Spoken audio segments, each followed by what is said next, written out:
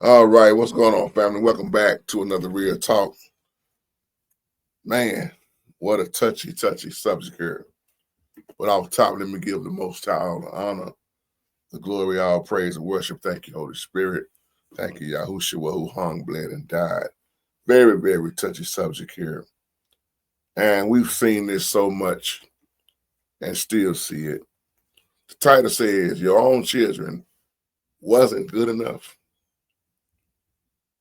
And I'm going to say it again. A lot of times, hurt people hurt people. There are a lot of parents out here who abandon their children. And there are a lot of children, the ones that was abandoned, they still hurt. With JT, a grown man now, still hurt. She a grown woman now, still dealing with that hurt.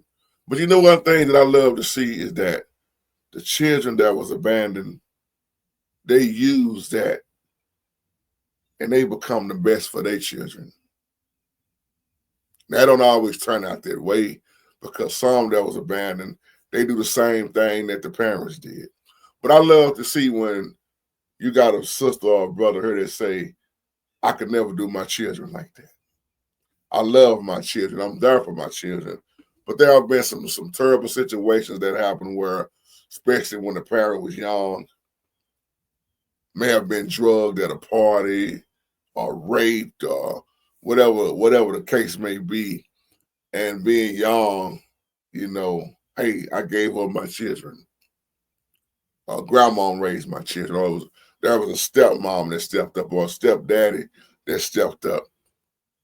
But the question that a lot of the children have who are pretty much grown now, talking about the ones that I know, that's why I'm using this title, they would always say, I guess we just wasn't good enough.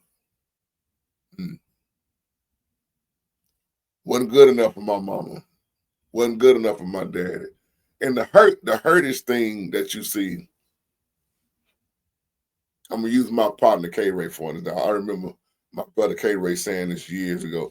To y'all that remember me a long time ago, y'all remember my boy K Ray. The relationship with his father, it just wasn't there. I remember growing up, K Ray had his grandmother, his grandpa, and his great grandmother. Love them to death. They were some awesome individuals. And big shout out to you, K Ray. But the relationship with the dad was just really wasn't there. The relationship with the mama wasn't there. I remember when my boy had to bury his mom, he said, Man, I need you to ride with me to the wake. And when his mom died, he said, I don't know how to feel because my mama gave us up. Daddy wasn't really doing, but then the daddy went started another family. That almost put the nail in the coffin right there. And I watched my boy go through that hurt as I would encourage him still to this day as my boy. And I thought about that alone. I said, man, he said, I guess me and my brothers just wasn't good enough. And I thought about that. How many children have said that? I guess my mama didn't want us, we wasn't good enough. Or she went laid up with another dude, got pregnant, and they started holding a family. Oh man, my dad, I guess daddy just said we wasn't good enough. And they live with that. That in the inside. And then you have your children, and then your children start asking questions about the grandma. Where's grandma? Who is Papa? And it's no relationship. But still, you trying to be the best parent you can be because your parents just pretty much abandoned you. That's tough. But I'm going to tell you right now, brother and sister, with the Most High, with Yahushua, you can get through it all. You can get through any kind of pain. And this is another reason people turn to drugs, laws, drinking, sex, trying to fill a gap of some love or turning to the streets because the love that you needed, it just was not there. So, man, you used to be an alcoholic, now you're alcoholic.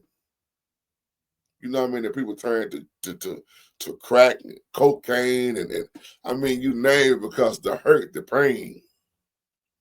Matter of fact, while I'm thinking about it, Kurt Franklin. If you ever heard Kurt Franklin's story about his own mama, his real mama, it'll blow your mind if you haven't heard it. See, we really don't know what people be going through, and on another note, you really don't even know why they dealing with it the way they dealing with it, because his mom abandoned him. He said it was so cold blooded. He didn't want. He still to this day really don't want nothing to do with his mom. You know, we can say we want about Kurt Franklin, but then you look at other people that's not even in the gospel field. Look at somebody like R. Kelly, what he went through. It ain't just the secular artists. You got gospel people in the gospel field, if you want to call it gospel, that have been really, really abandoned, raped. I mean, you name it, dealing with demons. So whether you're talking about the world or the church, however you want to look at it, these demons are real. And that's why you see a lot of people, they use music to get through their pain. Matter of fact, while I'm thinking about it, what's the man name that just won American Idol? Jamal Roberts. Now I don't know if y'all heard his interview and you all heard you hear his side. I kind of wonder what the other side is about. But if you listen to Jamal Roberts talk, he said that's why he's seen with so much pain. He's seen with hurt. It comes out in his music because he said his mom left him and his brother. He's been abandoned. And he said the same thing. I guess we wasn't good enough for my mother. He said, so I sing with that hurt. A lot of times when you think about it, if people didn't have music, they probably would have went on and committed suicide. They probably would have went on and blown their head off. They probably would have died. Or a lot of boxers, the ones who had a rough lifestyle coming up, excuse me, they had to let that pain out as something else. That pain will kill you when you deal with it the wrong way. So I thought about even Jamal Roberts. Now, I don't know, like I said, I don't know all the ins and outs of how to, but one thing he did say, my daddy was not an emotional man. He said his daddy didn't deal with emotions. And see, but one thing I can say about that brother, Jamal is done for his children. He said, I could never abandon my children. I could never do what was done to me. Matter of fact, it makes me go even harder to take care and provide for my children. That man quit his job to fulfill his dream. And now he got a whole lot of support. Even with all that support, though, but that pain, my mama. I wonder what his mom is thinking now. What is his mom saying now? Because see, now he's all over the world. I said the same thing about Shaquille O'Neal. See, let me back up. When you look at Jamal Roberts' story, he had a stepmama that loved him to death, and the stepmom died. But he had more love and respect for the stepmama than his real mom. See, there's some women out here that will step up and they don't mind being a mother. It's some men out here that will step up and don't mind being a father. But see, you got people, oh man, he take care of nobody else. I understand that too. That ain't my child. Man, that's a sip. A dude take care of another man's child. Another woman gonna take care of another woman. A mother being a mother to somebody that ain't her own. Everybody's different. So I've heard a lot of people say that back in the day, man, no way I take care of another dude's child.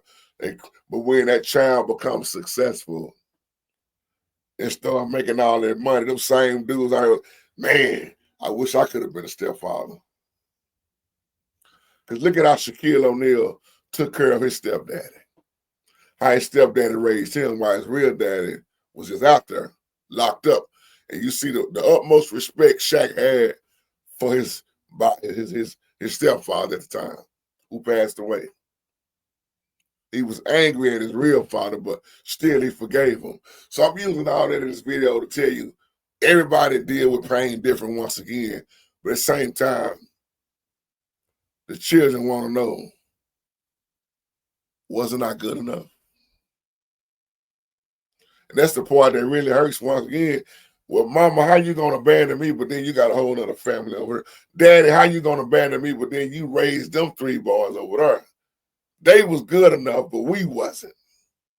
Well, why you leave us, son? You just don't understand. Back then, man, and the child really don't want to hear that.